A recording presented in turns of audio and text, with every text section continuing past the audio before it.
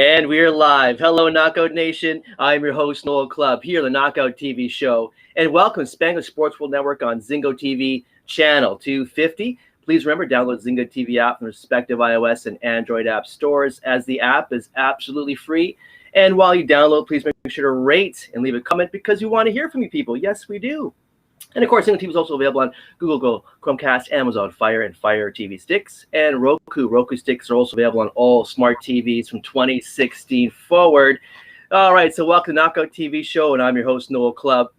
And let's introduce today's amazing knockout boxing panel. So first off, he is the head coach of Windsor Boxing Club. He's coached and trained many Canadian boxing champions. Please welcome from Windsor, Ontario, Cedric Ben to the show. Welcome, Good Cedric. afternoon.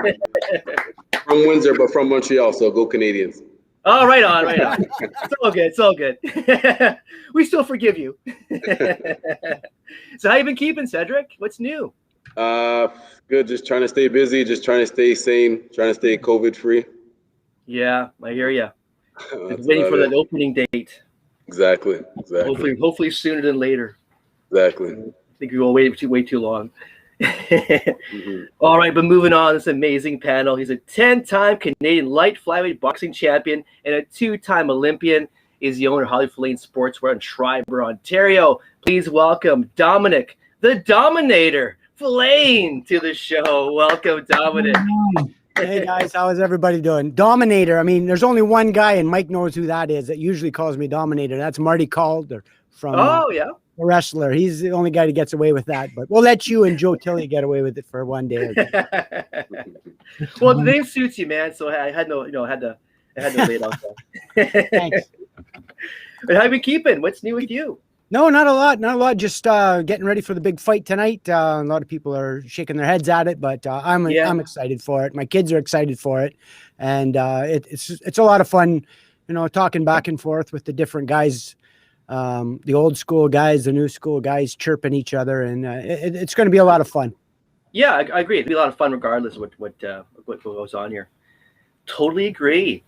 So next up on this amazing boxing panel, he fought for Canada as a featherweight and later as a lightweight boxer. He was in 3 consecutive Olympic Games. He was in Barcelona 92, and of course Atlanta 96, and then of course Sydney in 2000. Please welcome Mike Strange. Welcome, Mike. Thanks, Noel. Thanks for having me on your birthday, and happy birthday. Thank you, sir. You're really good for 38. Thank you. I was thinking more like 28, but hey, thanks, man.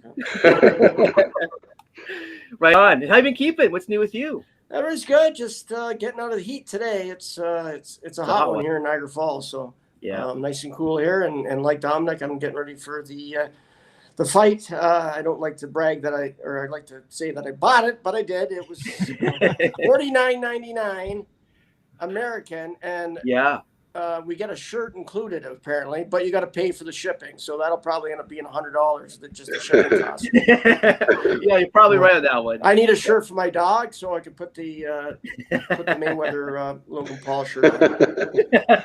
I didn't get that deal. Where's the T-shirt deal for me? We got it off Fan Mayo app or something. It's called. Oh, yeah. I got it off the We'll see. TV. I'll be waiting a few weeks for that shirt to arrive, I'm sure. I think so too. Yeah, right on. Well, moving on, this amazing panel. He held 6 provincial titles, is 8-time Canadian champion.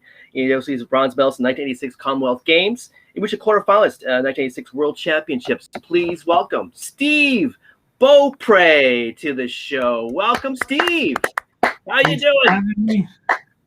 Doing pretty good. Just getting ready for the fight. I did the same thing. I broke down and bought the review. It's $50. I don't know. I'm on Rogers, so it just said $50, I think. So I took it, and then the pre-show was nothing. So yeah, right. No T-shirt. I got robbed. Yeah, no kidding. We'll see when it arrives. Call Rogers about that T-shirt deal. Yeah. Cheap entertainment. To think about all the money you saved over not going out because of COVID. So cheap entertainment. Yeah, exactly. It is. Exactly. I said it last week there. I mean, I'm saving a ton of money not to do the movies, not going to the hockey rink every weekend, and so I mean, $50 I could support Floyd, and He needs it. So, and I'm getting off cheap. Yeah, he really needs it. Yeah. You just write that off anyways, Dom, through your business, don't you? Yeah. It's a write-off. Yeah, it's a write-off. Yeah. Yeah. I think you have to be making money for it to actually pay off. Okay, I guess. Yeah. Included in next year's taxes. Closed for 6 months. Pretty hair-raising, but I'll steal it somewhere. Yeah, right on. Like most Canadians, eh? There you go. Like most Canadians, that's what we call it. Mostly all do. So, boys, on the topic of we've been talking about, kind of hinting at so far here on the introductions, is the big matchup we've all been waiting for. That's right. You know it. I know it. It's Logan Paul against Money Mayweather tonight at 8 p.m. So, good knockout panel. So, lay it on me. What are your thoughts? What are your opinions on the fight? And, of course, on the event as well, on the event tonight as well. So, guys, what's your opinions? What's your takes on it? Lay it on us. Go ahead, Mike. Don't be shy. Well, like I said, I bought it. I've been following a little bit of the news feed and people trashing each other, and there are a lot of Logan Paul fans are like, "Oh, this guy he's 50 pounds heavier. Once he hits him, he's just gonna knock him out." And I'm just like, and then there's other people that, he won't touch Mayweather at all. I think Mayweather is gonna go in, and like anyone on this panel can say, when you go up against a bigger guy, whether it's sparring or whether it's you want to kind of feel what he's got. You know what I mean? Yeah. You put your hands up and just like, oh, like this guy is. I can see Mayweather doing that in the first round. Yeah. And I think he'll just smother his punches till he gets so exhausted by the third or fourth round. Like the guy's gonna need a defibrillator, I think. You know what I mean? I do. He'll touch him, but he'll just be on the arms. Yeah. Agreed. I agree with that 100%. Just simply take him to deep waters and let him drown. Yeah, exactly, like he did against McGregor, right? You know what I mean? He made it last as long as he wanted it to last, and I think he's going to do the same here. He doesn't want to take any chances. The guy's still 200 pounds, and he probably can throw a little bit, but the guy's not near as can punch as hard as Canelo or any fighter that that Mayweather's fought in the past. So I think he's just going to get in that, and I think they're bigger gloves. So you just smother those punches like everyone in this panel knows how to do, and then just weigh it out until he's exhausted, and then I think he'll probably knock him out or knock him down to the body, if anything. Yeah. I can see Mayweather kind of taking rather deep, like he did with Conor McGregor for sure. Because it's for entertainment value. He doesn't want to stop it too early, which he, very capable of doing so. But I think he hasn't been in there for so long. He wants to have a little bit of fun too. So if he goes to the first round, this guy is not going to do anything. Just he'll play it, have some fun, joke around like he did in Japan with that little fighter. He was laughing in the ring. First round, but, that's right, he was. When you haven't had a guy in there for so long, the guy's used to this hype and staying in there and that endorphin rush, I guess you'd say. And I think he's going to stay in there as long as he can before he can just take him out and have some fun. Yeah. No, well said. Exactly. Well said. Exactly. Yeah. There's so many out there saying that, this Logan Paul's too big and he's too athletic or whatnot. And Mike hit head. We've all been in sparring sessions with bigger guys that, they're just, off the street. Either they're hockey players or whatnot. They're great athletes. Don't get you wrong, but it's a different level. It's a different sport. We're used to taking shots, moving away, not getting hit the whole bit, but it's entertainment. It's entertainment. I get a lot of the boxing people telling me, I can't even believe you're going to buy that fight. I can't believe you're going to watch that or whatever. You know what? It's almost like driving by a car accident. You don't want to watch. You don't want to look. You don't want to know what's going on, but you're always peeking over to see what's going on. So yeah, you're right. I mean, it's just that from a marketing level, this thing is off the rails. I mean, they've done a great job marketing the whole bit. I mean, and you got to take your hat off to this Logan Paul. 4 or 5 years ago, who would have, if this kid said, "Hey, I'm going to be fighting Floyd Mayweather," blah blah blah. Yeah. You'd shake your head and you want to lock him into a room and say, this guy. Yeah, you're right. But he's made a case for himself. He's made a way into it, and it's tough. I've been on YouTube for 10 years, pushing out videos and whatever. I've got like 200 subscribers and I'm working my ass off. But this guy's got millions and millions and millions and millions, and you just take your hat off to him because it's just amazing. And this fight is like a WWE SmackDown, or what do you call the WrestleMania or whatever. Yeah. It's not really, it's athletic. Yes. It's not really real, but you're still going to watch. You're still going to pay for it. And I love seeing all the insights. We've been following it. Floyd's, I think Floyd's trainer now is Gerald Tucker, and I'm pretty close with Gerald, where we're talking back and forth and texting, and so it's neat. It almost feels like you're on a personal level here right now, so it's kind of neat. Very cool. It is cool. My only concern. Sorry, go ahead, Steve. Oh, no, go ahead, Ben. Go ahead. My only concern is just with him being 44. At some point in time, your reflexes have to slow down just a little bit. Hopefully it's not tonight, but at some point in time the reflexes do have to slow down. So that is my only 1% of concern. Yeah, but you go to the bag. He's got so much experience, right? It's experience against this guy. This guy was born in '95, and Floyd was Golden Gloves, 2-time Golden Gloves champion before that. Yeah, by then, that's right. And you got to think about it. Steve's right. It's amazing. 28 years ago was his first senior tournament, and I fought him in that.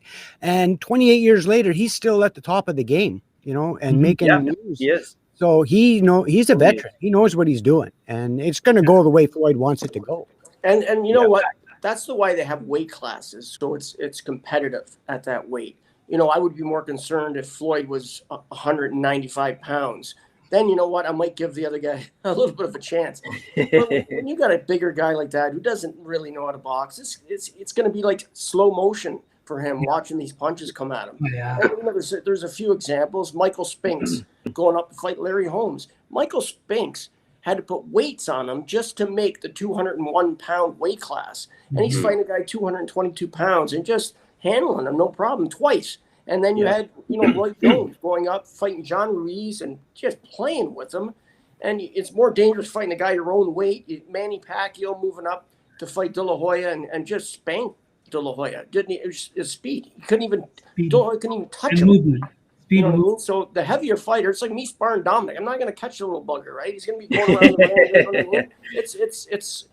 That's why they have weight classes. And, everyone thinks, it's to protect the fighters. For sure it is, but it's for competitiveness too. If you have a guy 200 pounds fighting a guy 150, it's really going to be tough for a 200-pound guy to catch a guy that's 150 pounds who's used to fighting fast guys. You know what I mean? Unless you're fighting a Mike Tyson or something that's coming at you like that. Other than that, there's not a chance. 1%, I don't need to give him a mill of a percent. Like it's insane. Yeah. And you're getting all these people and a lot of boxing people too, which is really, really surprises me right to the core. They're saying, well, Floyd doesn't hit hard. He never did. And blah, blah, blah, blah, blah. Well, Floyd did hit hard. Floyd does hit hard. He also hits you 10 times to your 1. So, speed kills. It's going to hurt you.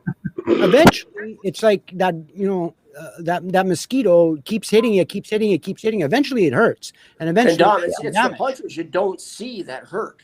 Yeah. Correct. Yeah. You know what I mean? So you can have a guy that's 106 pounds punching you. If you don't see it coming, you're going to get hurt. Absolutely. Yeah. This Logan Paul hasn't been hit before. So, he hasn't been hit by a guy like Floyd Mayweather. So, very true. Yeah. Well, unless Jean Pascal has been punching him at training camp, I'm not sure. But, I don't think so. Yeah. I've seen some clips that they're sort of in there together or whatnot, but I can't. It's going to go the way Floyd wants it to go, and I think that's where I'm going to stick with my opinion, my take on the fight. And I was looking forward to seeing Jean Pascal and Bodie Jack. I mean, that was a big one too. That was it was an interesting matchup. That was going to be a great fight, I thought. So, but the undercard seems pretty good too. So I'll give some real boxing fans something to watch. Yeah, exactly. Should be entertaining card regardless of what goes down tonight, I think. Absolutely. So, guys, with the Logan Paul fight aside, on the subject matter, where do you see Mayweather? Do you see him as being the best, in your opinion, of all time? Do you see him the best of our time? Like, how do you guys really view Mayweather with this Logan fight aside? How do you view Money Mayweather? What are your thoughts on that? I think he's definitely up there. There's not too many undefeated world champions that retired. So obviously his defense is impeccable. To say he's the best of all time, even people who have lost, you can still consider them the best of all time because you look at guys now and they fought, or back then they fought everybody. There was one or two promoters, so they made fights happen. Now there's so many different promoters; it's so tough to make fights happen. There's fights like Errol Spence and Crawford. We want to see will never happen, probably not. It's gonna be hard when it see happen. But then you get a guy like Ali, who's probably one of the best of all time. He fought everybody, and he made inside and outside the ring. You know what I mean? He was entertaining. He people hated him at first, and then they just loved him in the end. You know what I mean? He never ducked anybody. Joe Louis. But at that particular weight, welterweight, could I see Mayweather fighting a guy like Thomas Hearns at that weight? I don't know. Like there's the two different eras. Like Thomas, exactly, punched so hard and he had that reach. And for a guy like Mayweather who would have to come forward at him and instead of backing up, it would be a very, very tough fight for Mayweather.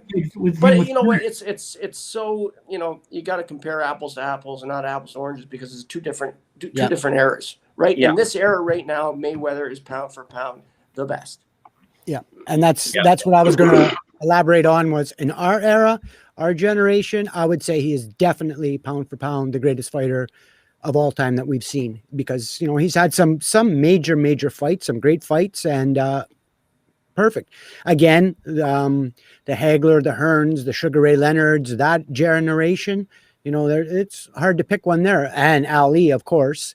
So you got, like Mike says, it's two different generations and two different worlds and apples and oranges. But in this generation, I would say, definitely pound for pound the greatest. Yeah, the best of our time kind of thing. Yeah, I see it the same way. Yeah, definitely our generation. If you're considered the best of your generation, then you at least have to be in the conversation. In that conversation, for best of all time too, right? So well put. Well put, man. So many Pacquiaos right now. Everything has changed too. The sport has changed. The promotions have changed. The way of boxing and the way of training has changed, just like any sport, right? They're getting bigger, they're stronger. Back then, you never seen guys that were 6'6", 100 or 250 pounds that can actually move like a Tyson Fury and stuff like that. That was unheard of back then. Exactly. Heavyweights back then were 210. You know what I mean? So guys are bigger. It's just like hockey. 6'5", it's so much faster right now than it's ever been. But can you compare a Bobby Orr to a Sidney Crosby? It's totally different. Yeah. More like a hybrid in a sense. Yeah. Changed. Yeah. Game has changed. Yep. Yeah, exactly. See, like more of a hybrid situation there. So next topic, guys, is Manny Pacquiao. As we know, he's in training camp right now for the Errol Spence fight, which is scheduled for August 21st. So knockout panel, I was going to ask you guys, what do you guys think about this Manny Pacquiao Errol Spence matchup? Do you think Manny Pacquiao can defeat Errol Spence, being a younger up-and-coming fighter at this point in time in his career? What are your thoughts, knockout panel? Does Manny Pacquiao have a shot at defeating Errol Spence in this big matchup coming up on August 21st? What are your thoughts? How long ago was the fight when he beat Keith Thurman? Was that over 2 years ago? Yeah, about that. A year more? Yeah, about a year ago. I mean, I don't know if he's still at that level again. At some point in time, the reflexes and the speed has to slow down. But yeah, for sure. If he was able to beat Keith Thurman, who's still, even if you don't consider him the best, he's still at least a top 5 guy in that weight class. Yeah. I at least think he would still be in the fight. I'm picking Errol Spence to win, but I don't know. I think Pacquiao's still going to be in the fight. I don't think Spence is just going to walk through him. I agree. Yeah. Yeah. It's definitely. You know what? Pacquiao is, and hats off to Pacquiao for taking a tough fight like this. Probably would be his last fight. And there's another guy who has always fought everyone from 112 pounds, 106 pounds, 106. Up to 147. Like, it's insane. Yeah. It is insane. The guy, and he's had wars. you know, with Juan Marquez, and there's so many guys, and you know, fighting and beating the best, beating De La Hoya, you know, fighting Mayweather. You know what I mean? Mayweather won that fight, but you know, Pacquiao was in that fight. You know, I believe Mayweather won no problem, but Pacquiao was in that fight, and he's a guy that'll fight anybody. For him to fight against a guy like Spence, I don't think Spence has seen a guy like that with the speed and the power. He generates so much power from those legs he's got. That little guy has so much power, and speed is power. And, you know, you look at it, what he did to Ricky Hatton. Look at that, right? You just didn't even see the punch coming. So if you get a guy like that who catches you, you know what I mean? But Errol Spence is probably pound for pound right now one of the best. Yeah, I think he is. But to put him up against a top-notch guy like that, man, they both got to be on their best performances. You know what I mean? To win. You know what I mean? Yeah. To put up with that speed for 12 rounds on both guys, and both guys have huge power and absolutely pick their shots very accurate. So I'm looking really looking. I love Pacquiao, so I'm looking forward to the fight.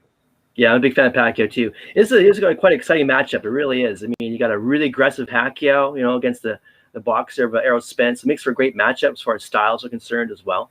So yeah, it's gonna be a good matchup coming up. Yeah, looking forward to that big one. Yeah, absolutely. So guys, actually I've heard also just a quick side note on the same subject matter. Errol Spence actually made the comment just recently that he will not wait for Terence Crawford after the Pacquiao fight, which is, I find, it's kind of an odd thing to say when he's kind of looking past Pacquiao already and kind of predicting a Terence Crawford fight when we all know it's going to be a tough deal to actually happen. So guys, what do we think? Do you think it's actually going to happen, Errol Spence against Terence Crawford, once it's all said and done with Pacquiao? I don't think it's ever going to happen. And if it does, it'll be down when they're both coming down a downward spiral, I guess, right? I think you won't see them when they're both at the top fighting. I think I don't think they want to fight each other. It just seems like they don't want to fight each other. Yeah, it's true. And there's so many other guys that they could fight that, you know, you look at Spence. I'd make way more money fighting Pacquiao than against Crawford right now. Absolutely. You know, the people want to see it. Is it marketable? You know what I mean? And who knows? In a couple of years, you might see a guy like Spence challenging Alvarez or something like that. You know, that's right. That's a possibility too.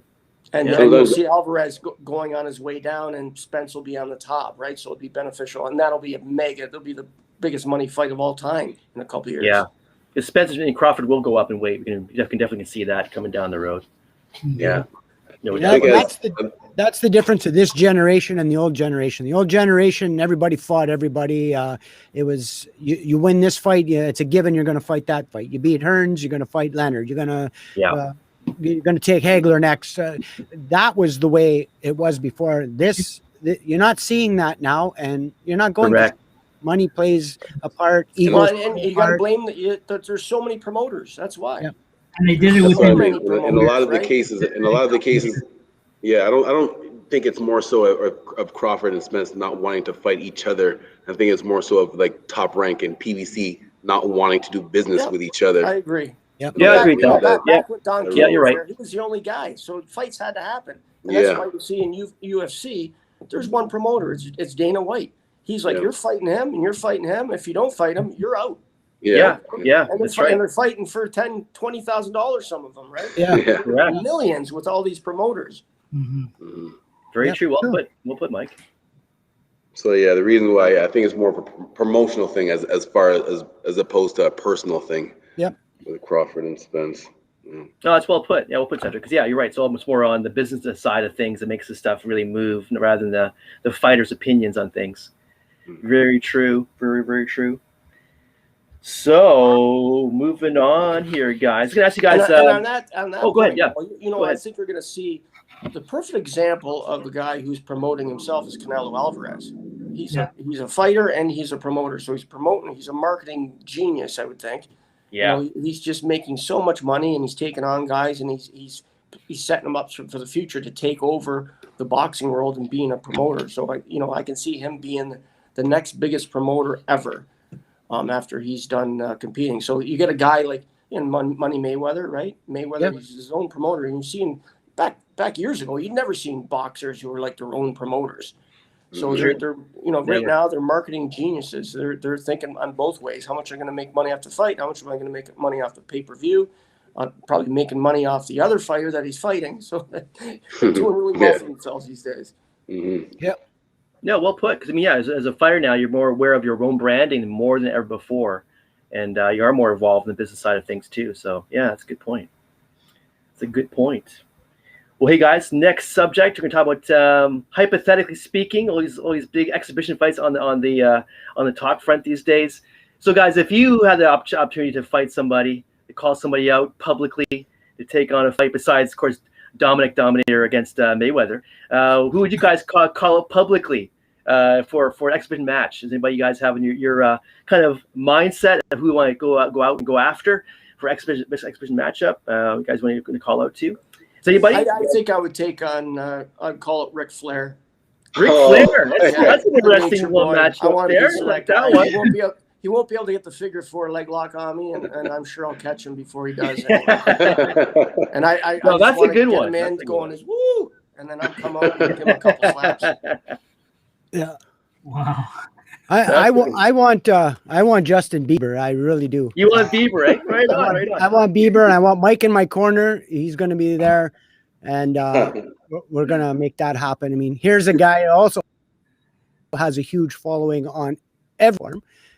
Yes, the kid can fight too. Actually, well, I'm kind of really a little bit nervous calling him out because I know he can fight. I've seen him at gyms working out and stuff. So I really not really calling him out. But if we can make that fight happen, I'm in. So I'll take the make winner. it happen then. Come on, Justin, pick up the phone. I'll take the winner. Yeah. Like the old times. Yeah, we'll bring Stevie and the Bulldog out for sparring and the whole bit. We'll be. Oh yeah, that'd be interesting. Yeah. That'd be good to catch. How about you, Stevie? But you would want to call out publicly to take on an exhibition match? No, I'm retired. You're retired, are you? I'll coach them. We'll coach. Yeah, me too. We'll work the corner. I was figuring someone would call out Ford or Trudeau for sure. Now those after everything that's going on, right? Good point. Yeah. Good. Trudeau would be good. I'd like to go with Trudeau. There we go. Yeah. Can you make it happen, Mike? Yeah, I can take on Trudeau. Make it happen. Yeah, I'll okay. do my Against Trudeau. Tom can be my cut man. Yeah. Yeah. I like this matchup. I like this. This is actually really good marketing right there. Yeah, I like it. Cedric can be my trainer. I got you. You're covered now, man. Don't worry. He's got to make this deal happen now. Well, how about you, Cedric? Who would you call out publicly? Do you have anybody in mind? Besides Justin Trudeau? Besides point? Like I said, I just want to relax. I'll do the coaching. I'll do the coaching. Good call. Yeah, that'd be my call too. I'll be a coach, trainer, corner man. Where am I fitting? Cut man, whatever the case may be. I'll be there. All right. So guys, I have some questions from some viewers. They're going to ask, actually, a question I got received from one of the viewers was, how do you guys train for speed and how you develop some more speed in your combinations, in your punching? How do you guys do that? How you guys used to do that back in your day? How you develop speed in your punches and your combinations? That's one of the questions from one of the viewers. What would be your answer, guys? Different ways. Well, I think, you know what, when sparring always helps, and when you're sparring lighter, faster guys, it always helps. You know, sparring a guy like Dominic's going to make you speed up. You know, try to put up with his footwork, with his speed, and try to match his speed. You know, there's always different tricks like the chasing the chicken, like Rocky did.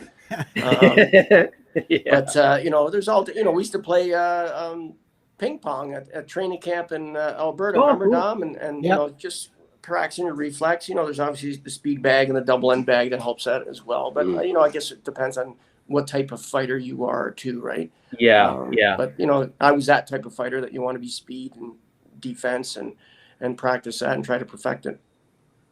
You had masterful defense. You had masterful defense in your day. Definitely getting ready for competition. Like Mike said, the sparring with small guys, smaller, fast guys. As long as you know the coach and the boxer knows how to take it easy. That'll help with your speed. Of course, different types of skipping, whether it's intervals or doubles. Yeah, true. Just to improve the footwork. Like I always tell people, obviously skipping is a good for warm up, but it's also to help improve like your footwork coordination and stuff like that in the ring. So, which coordinates with the speed too. Spoke as a true good coach right there. Well said. Well said. I did a lot of shadow boxing actually to get the speed up there, and every now and then you'd throw some weights in your hand while you're doing the shadow boxing, and sort of then when you put the weights down, you feel you're a little bit faster the whole bit. So, and but again, sparring with smaller guys, I never had that opportunity because there wasn't too many smaller guys than me. But the first time when I fought Mike as a junior, like back in 75, 80 pounds, and then whatever, 90 pounds, that was my first. That should be on the undercard tonight. Exactly. Well, that would be an exciting match right there on the card. Yeah. That's when I noticed speed. Like there was, before we were, sparring or whatever, until we met a guy like Mike where speed was way up there, and we found out watching after, and it was all his footwork too as well. So he knew how to get in and out, get in and out, move around, and the whole bit. So I was just running down. Yeah, oh yeah. Mine was the whole time. Mine was sparring with the Nolans because I sparred with Steve Nolan. He was quick. He was very quick. He was a featherweight though, but he was really quick and could make you pay for it if you missed, right? So you had to learn how to slip punches and stuff like that and counter punch, and that's how I learned, right? Sparring with those good fighters, he was a good boxer. That's true. Yeah. And then I would spar with his brother. His brother was more a slugger in that, and just you had to just kind of stay on the outside and box from the outside, right? So you just different styles. You had to have different styles. And so very true. I remember I had a rubber ball. I drilled a hole through it, bungee cord on a little metal thing, hung it to the ceiling, and that was the double end bag, right? Oh, that's good. That's very smart, actually. Yeah. So that's what I made. I made it. We didn't have one, right? We are small. We had 2 heavy bags. That's it. And went in a speed bag. So and we produced lots of champions with. Yeah, no, you guys did. You did. Yeah, no kidding. Nothing, right? So, but we improvised, right? So yeah, small. Yeah, kind of a MacGyver it, as they say, right? Yeah, we were in a small area for the sparring, so you got used to sparring in a small area, right? Yeah, yeah. That too, man, you're right. A small ring kind of forces you to be a busier, faster boxer too, working on a small ring when you're training. Yeah, 100%. And then just interval training, a lot of interval training. Yeah. Speeding up, slowing down, speeding up, slowing down. Yeah. Yeah, exactly. Well, next question from another viewer here. They're asking to ask you guys, if you could transport yourself in time to any professional boxing era, what professional boxing era would that be? You guys would pick and choose. What would that be? What era would you guys choose to transport yourself in time and go back and box? What era would that be? Fire away. Late 70s, early 80s. Ooh, good. Yeah, that's a cool period. Yeah.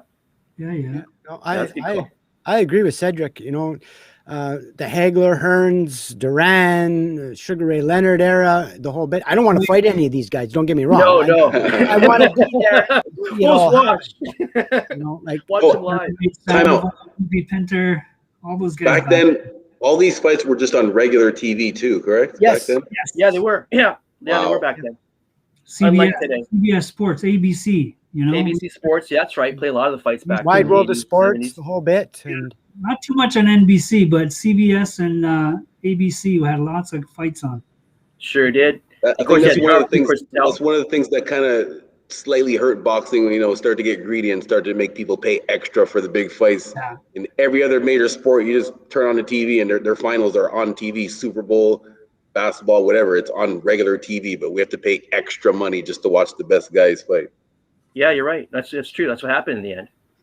Yeah, exactly. And that happened with us in the amateurs as well, because CBC was always wanting to come and cover the boxing a bit, and we were on CBC Sports Weekend. Our generation, Scotty's generation, the Willie DeWitts and Sean O'Sullivans. These guys were winning.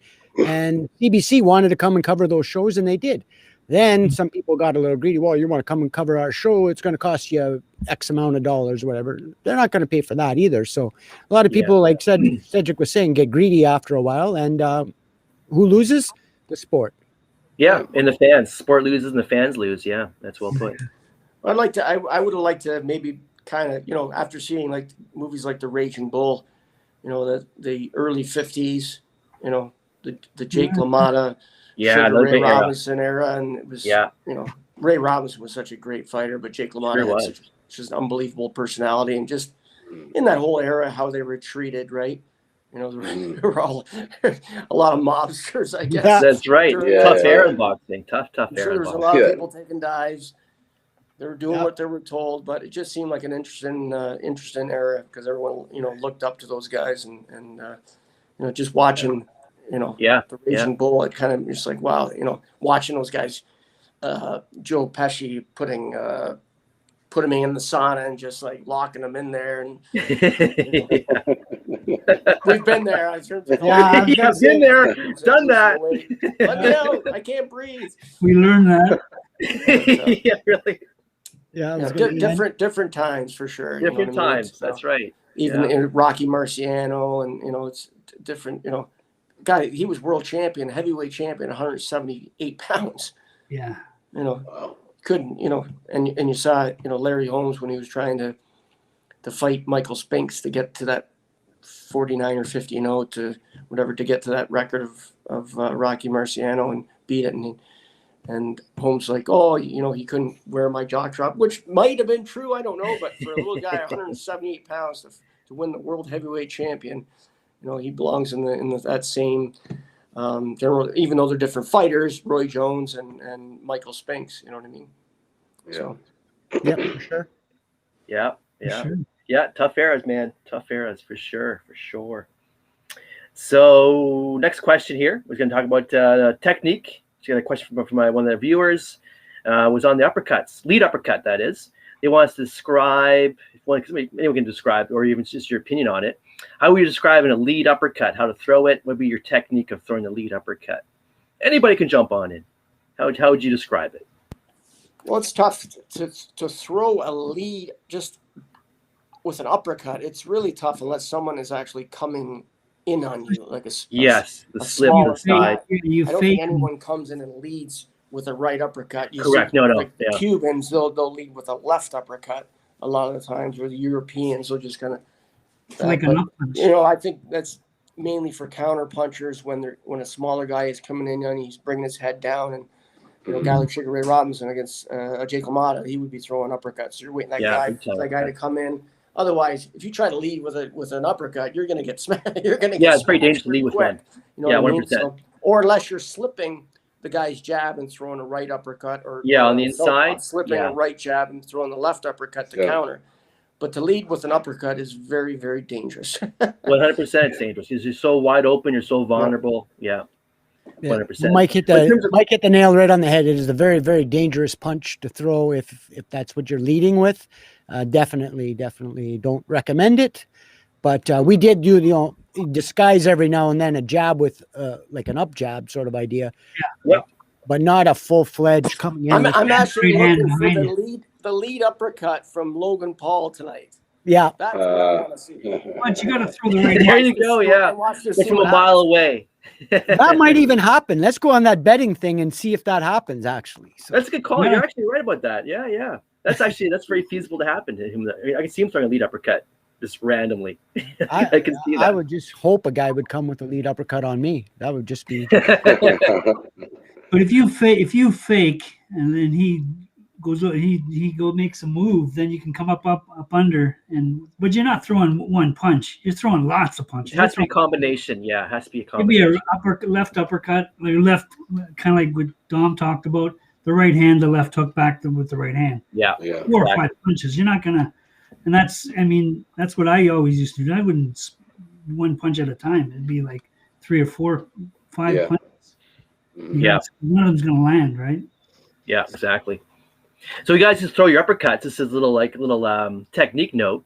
Would you more pivot your foot or do you raise your foot up as you throw the uppercuts? Just out of curiosity. Would you raise your foot as you throw it, or would you pivot your foot when you throw your uppercuts? Just out of curiosity. What would be your answer, boys? I think the most important thing is bending your legs, using your leg. Depends on where you are. You apply your body weight with the punch. I would apply your body weight with the shots. Makes it more powerful. But I also kind of prefer the raise to get more of the power going upwards into the target area, being chin or nose. Yeah, I guess it depends on how close you are to the person. Yeah, it has to be close range because it is uppercuts. It has to be close range, obviously. Because you could be throwing an uppercut off your heels if someone's coming on you, right? You know, it just depends what the position of the other opponent is on, right? You know, you're going to be lifting up. I don't think you really pivot on your right uppercut, but you're digging into off your toes for sure. But I don't. Yeah, well, sure thing, Mike. A lot of schools I totally agree with you, Mike, 100%. But I see a lot of schools for some reason teaching a pivot on an uppercut, which I always find rather odd because the power's going the wrong. You know, when I teach young kids, I'm like, you're pivoting. When you pivot on the one foot, you're flat on the other foot. You pivot on your left hook, you're flat on your right foot. Yeah, that's when you know you're on balance. Yeah. And if you're on your right toe and you're pivoting on your left foot, you are off balance. Yeah, 100%. Exactly. See, then you have no power. Just pretend like you're putting a pole right down the middle and you're just pivoting on that pole back and forth. One foot's flat, the other one's pivoting, whatever you're doing. But an uppercut, you don't pivot. You're more digging in with your toe, but you're not pivoting really. Or you're back on your heel if someone's coming at you and say someone's throwing a jab, you're moving to your right and right uppercut. Yeah. But not really, I would say, a pivot. Correct. I totally agree with you 100%. But you'd be amazed how many schools teach the pivot on the uppercuts. I do find that rather fascinating. Well, they're teaching it wrong. Yeah, you'd be 100%. 100% teaching it wrong. 100%. I follow a lot of these boxing coaches and whatever on social media, and you will be amazed at some of the stuff that they are teaching these kids. And 100%. It's disappointing. They've got like 1 million followers or whatever it is, 10,000 followers, and they think they're. Yeah. Then you go back and you go like, "Wow, no, don't." But what do you know? You know, like exactly. What do we know? Exactly. And it's so dangerous because you're teaching the kids stuff that they don't even understand, and they're trying to pass on like they know something here. And maybe popular coaches, but not boxing educated coaches. Yeah, that's exactly. just it. They're not real boxing coaches, people, but they are getting. People think they know what they're talking. The one thing, the way that people kind of slide their way in is, I call them Mayweather pads. Anybody could learn how to hold the pads and do the pop, pop, pop, pop, pop. I'm a trainer in gym, so I see all these trainers are trying to do these things, and so it's easy to kind of sneak your way into the boxing game and act like you know what you're doing if you have one person, doing the fast pads. So I think a lot of those coaches, that's how they kind of sneak their way in, doing some cool stuff. Make a cool video, edit it, and then that's how they gain all these followers. But as far as asking them, like, who have you produced? Like, who have you worked with? Like, well put. That's a different story. Exactly. Much different story. It's frustrating as a coach running a gym. I got kids coming in and say, well, when are we going to do the pads like Mayweather does? When are we going to do this other thing I saw on YouTube there? The guy's hitting the meat. We're not. Right on. Wrong gym. So right on. It's cool stuff, but it's not what we teach here. Yeah, exactly. It's not real. I just find it's just kind of the gimmicky stuff that doesn't like Cedric was saying. It's just it's not even real. I think that's the difference about the old school coaches who teach the basics, right? Yeah. Right from the jab to the right hand, and they don't go any further until you get that technique right. And balance is such a big balance. It's a big one. And once you got your balance, you can learn to pivot, and then you got some guys who might have had 3 or 4 fights and they're going to coach and they think they know it all because they've had 3 or 4 fights. It'd be like Logan Paul teaching someone how to box. True. That's a scary thought, but I'm sure it goes on. He wouldn't have any idea how to coach. He's had 1 fight and he lost. Yeah. To another YouTuber.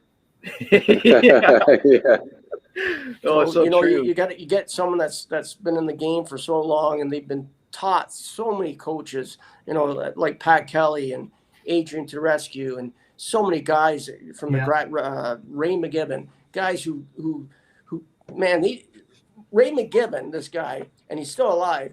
He used to spar with me. He was back then he was in his 60s and he sparred with me. He'd wear these horsehair gloves and he'd throw these punches at me, and if I got hit, I was gonna get hurt because these old horsehair gloves, man, Frank Nolan used to do the same. You do not want to get hit. And so I was sparring, and he's teaching me how to slip, and and man, I'd be coming out there with bloody noses sparring with the coach.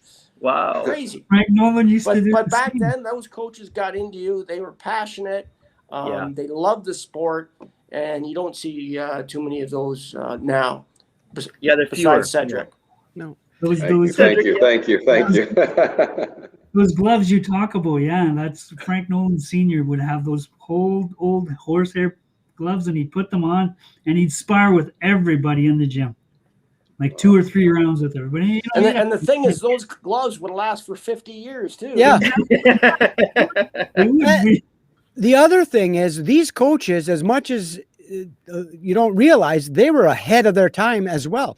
You see all those body armor type things that everybody's wearing now, the coaches, and they got the Rivals got a nice one and whatever. Yeah, they have a nice one. Yeah. Pat Kelly was using that, Mike's day, like 10 years before Mike was there.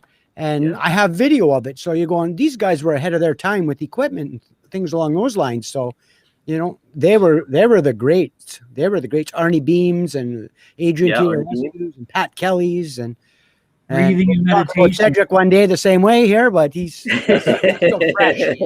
Working my way up. Slowly but surely. That's right. My coaches used to do breathing and meditation even before that, just holding your breath and meditating, right? And so now it's all about that, right? Finding that meditation, right? And grounding, right? So yeah. They were old school, but they knew what they were doing back then. Yeah, no, for sure. And everything, like you look back, everything old is new again. So I mean, there's a lot of different things we did as athletes, and they're doing now. Well, it's not new. We did that, and it wasn't new for us because the Cubans were doing that 10 years before that, and someone saw the Cubans doing it. So now we're doing it, and it's not our own. We're not taking credit for it, but a lot of these people are. So it's the new era. The new era. Exactly. So, guys, I see one more question. Let's go back to the Logan Paul fight. So, guys, just quickly, what round you think is going to be over in? What's going to be you think is going to be the last round if you get stopped, get knocked out? What's your prediction? Because it's an 8-rounder. Do you think go the full distance, 8 rounds? You think we stop before that? What's your opinion, guys? Well, I think if it goes the distance, that's a definite fail for boxing and a fail for Mayweather. Well put. Are they 3-minute rounds? Are they? Yeah. Yeah, they're 3-minute rounds for 8 rounds. Way 4 rounds. You know what I mean? That's 4. Like I can see 2-minute rounds. He might be able to escape in the later rounds. Yeah. 3-minute rounds, and we know from all of us know, and particularly me and Dominic, we went from 3 minutes to 2 minutes to 5 2-minute rounds to 4 2-minute rounds. That 1 minute makes a huge difference. Big difference. And if you get a guy like Mayweather, I predict he's going to come out. He's going to right away. He's going to smother him. He's just going to watch out. He's going to feel the power on, like, oh my God, I either got to watch out for him, or I'm like, oh my God, this is going to be a piece of cake. So I think he's going to do that. He's going to get him tired. A guy like Logan Paul is going to be so nervous, and like he's just being like, you know what I mean? That's exhaustion. Big deal. You know what I mean? He's going to be exhausted just getting into the ring. Yeah, you know what I mean? yeah. And then you put the pressure on him and everything like that. I would say because I think Mayweather's going to carry him a bit. Yeah, and I do. He's going to carry him for sure. And if I just knew which round that Mayweather bet on, I would bet on that round. Because I'm sure he's going to make a lot of money just like he did Conor McGregor. No one gets the 10th round, but guess what? Mayweather gets the 10th round. He won a lot of money betting on himself, I'm sure. So I'll predict the 4th round. Yeah, I'm taking the 4th round too. Anything after 4, Floyd is going to be actually carrying him on his back, holding him up by the thing, because there's no way a guy like this is going to go 3-minute rounds. Not going to happen at a Floyd Mayweather pace.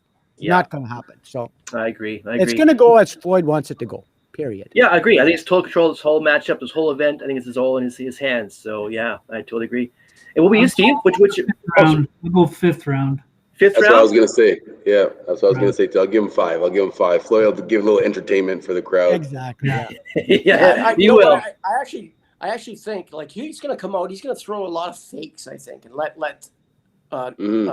Logan jump in at him a bit, get him off balance, and see what he's got. See what his power. Yeah, I think Logan Paul is just going to be exhausted. Yeah, that's why I'm thinking. You're going to be able to blow him over, I think, until that the fourth round, and just going to tap him. Or a body shot, and that's why I think he's going to end it with a body shot. Nice the harder the shots, the more shots Logan throws, and the harder they are, and the more he misses, the more tired he's going to get. Fast to get tired. But like again, Floyd's in the limelight right now. He's going to want to soak some of this up, so he's going to go a little bit longer than we think. Yeah, I think so too. Yeah, agreed. Well, hey guys, very good. Thanks for your comments there. So fourth, fifth round, that's our comments, you guys. That's our take. We'll end the fourth, fifth round tonight. Logan Paul, Money Mayweather. And it's your birthday, Noel. So get all the money you can and put it on. And happy birthday again, Noel. Happy birthday, buddy. Hey, thanks, guys. Thank you very much. And I'll see you guys real soon. And we'll watch this fight tonight, and we'll see what happens, what unfolds. It's always interesting. That's for sure. Right. So, guys, thanks again for coming to the show. Really appreciate it. We'll see you guys real soon. And of course, folks, thanks, sir. Thank you. And viewers at home, check out Sports World Network and Zingo TV for all the news. Watch it, hear it, read it, download it, live it. Thank you, everyone. We'll see you guys real soon. Thanks.